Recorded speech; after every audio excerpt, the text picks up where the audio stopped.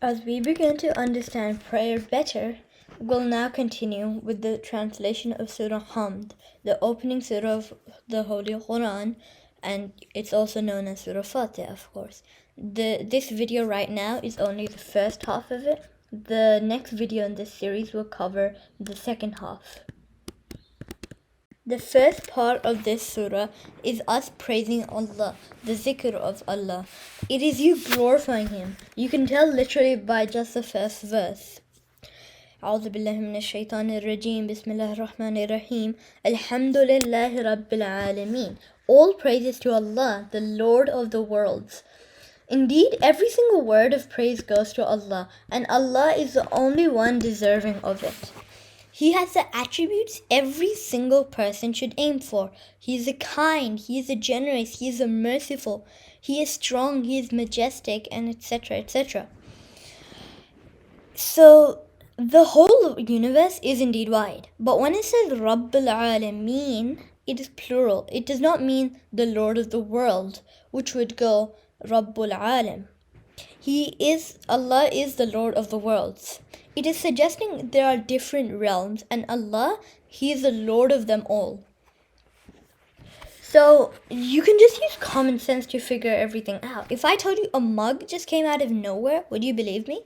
Of course not. It's just like, wow, how? But yet people are still insistent something as big and as complex as the whole universe was made just on its own, by mere coincidence. The next verse is Ar-Rahman Ar-Rahim, the most gracious and the most merciful.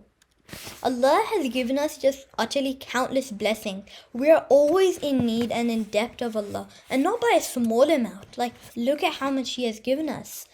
And He, how merciful He is, Allah keeps on giving us more blessings. Another thing to know is that there are two Rahmans in this verse. Why? So the first Rahman is general to all people, not only to the believers. Non-believers also get water and food and shelter and money and all the countless things we have.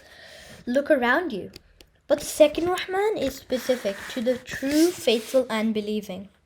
So do you see all the non-believers having Islam?